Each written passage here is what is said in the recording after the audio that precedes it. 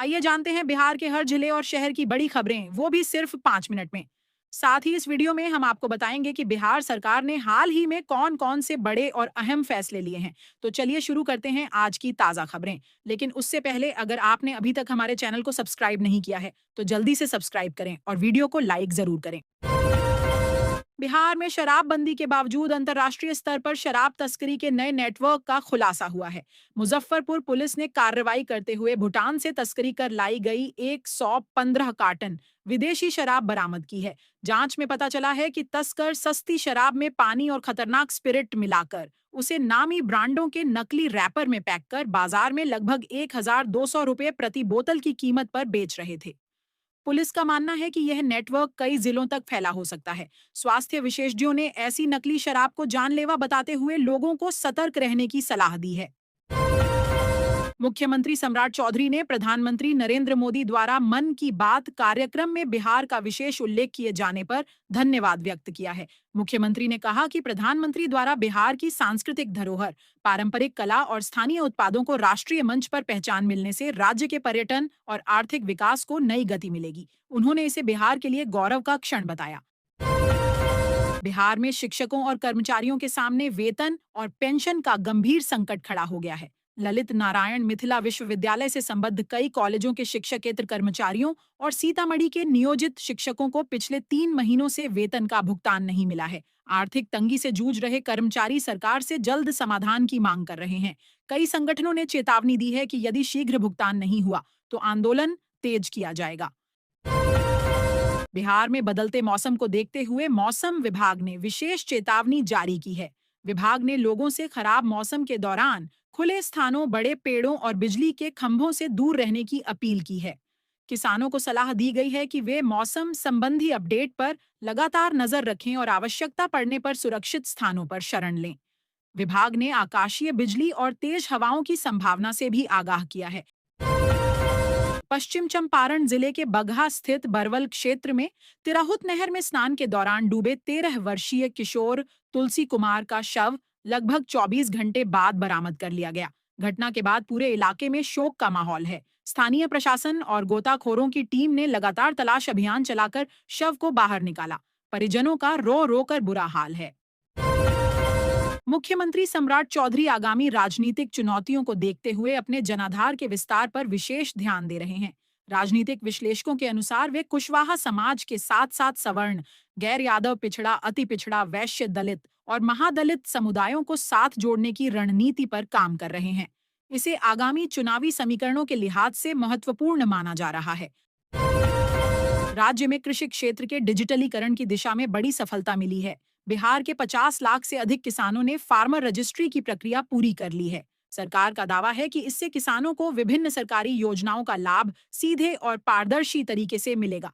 साथ ही भूमि संबंधी विवादों में कमी आएगी और कृषि डेटा को बेहतर तरीके से प्रबंधित किया जा सकेगा। मधेपुरा जिले के कुमारखंड में एक महिला की संदिग्ध परिस्थितियों में मौत से तनाव का माहौल बन गया। जानकारी के अनुसार महिला ने कान दर्द के इलाज के लिए एक ग्रामीण चिकित्सक से इंजेक्शन लगवाया था, जिसके बाद उसकी तबीयत बिगड़ गई और मौत हो गई। घटना से नाराज ग्रामीणों और परिजनों ने शव को सड़क पर रखकर मीरगंज जदिया स्टेट हाईवे 91 जाम कर दिया तथा दोषियों के खिलाफ सख्त कार्रवाई की मांग की। बिहार रेजिमेंटल सेंटर दानापुर में अग्निवीर योजना के 7वें बैच के 1025 युवाओं ने 24 सप्ताह का कठोर सैन्य प्रशिक्षण सफलतापूर्वक पूरा किया। भव्य पासिंग आउट परेड के दौरान इन अग्निवीरों ने राष्ट्र सेवा और देश की रक्षा का संकल्प लिया। अब ये प्रशिक्षित जवान भारतीय सेना की विभिन्न इकाइयों में अपनी सेवाएं देंगे। समारोह में सैन्य अधिकारियों और परिजनों ने भी भाग लिया। पटना स्थित 10 सर्कुलर रोड आवास को लेकर राजनीतिक विवाद लगातार गहराता जा रहा है।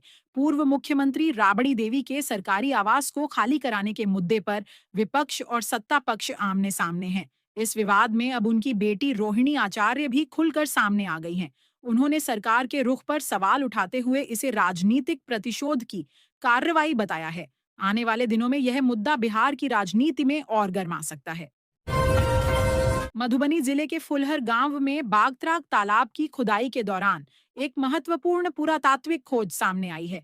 खुदाई के समय बौद्ध धर्म में पूजनीय देवी तारा की लगभग 700 से 800 वर्ष पुरानी खंडित प्रतिमा तथा सुनहरे रंग के कुछ अवशेष मिले हैं। इस खोज के बाद पुरातत्व विशेषज्ञों की रुचि बढ़ गई है।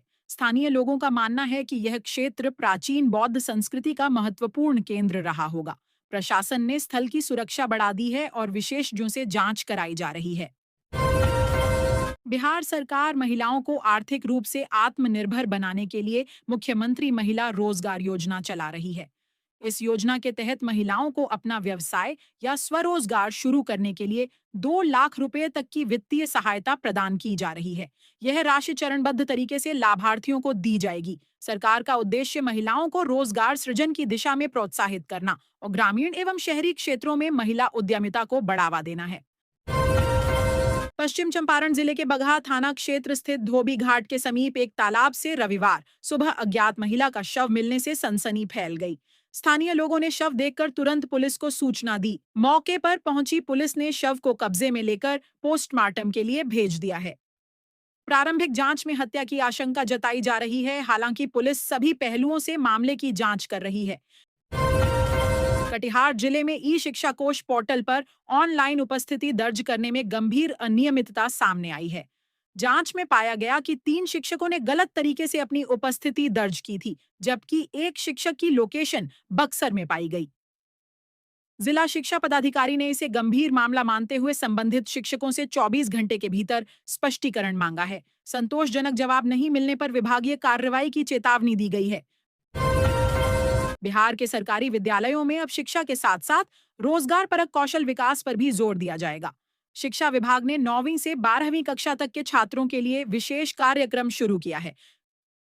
पिरामल फाउंडेशन के सहयोग से नवादा जिले में इसकी शुरुआत की गई है। इस पहल का उद्देश्य छात्रों को भविष्य की रोजगार आवश्यकताओं के अनुरूप कौशल प्रदान करना और उन्हें आत्मनिर्भर बनाना है।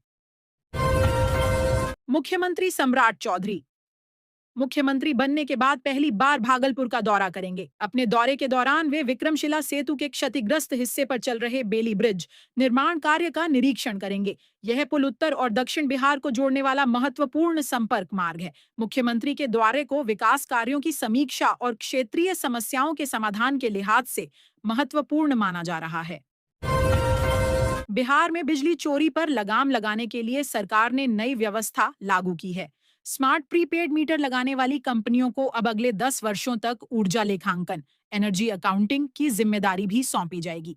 इससे बिजली की खपत और वितरण की बेहतर निगरानी हो सकेगी तथा राजस्व नुकसान कम करने में मदद मिलेगी।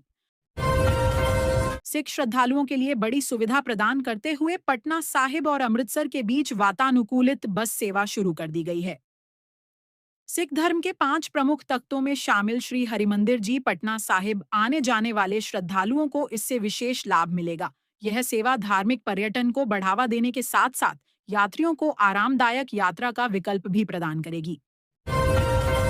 दिल्ली से दरभंगा आने वाली अकासा और स्पाइस जेट की उड़ानें अचानक रद्द होने से यात्रियों को भारी परेशानियों का सामना करना पड़ा।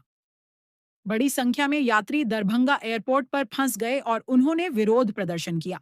बाद में एयरलाइंस कंपनियों द्वारा टिकटों को रिशेड्यूल किए जाने के बाद यात्री वापस लौटे। यात्रियों ने उड़ान रद्द होने की सूचना समय पर नहीं मिलने पर नाराजगी जताई। मुजफ्फरपुर स्थित श्री कृष्ण मेडिकल कॉलेज एवं अस्पताल SKMCH में प्रसव के दौरान मां और नवजात शिशु दोनों की मौत हो जाने से अस्पताल में तनावपूर्ण स्थिति बन गई। परिजनों ने इलाज में लापरवाही, वरिष्ठ डॉक्टरों की अनुपस्थिति और स्टाफ की अनदेखी का आरोप लगाते हुए जमकर हंगामा किया। दूसरी ओर अस्पताल प्रशासन का कहना है कि मरीज की हालत पहले से ही गंभीर थी और सभी आवश्यक चिकित्सीय प्रयास किए गए थे।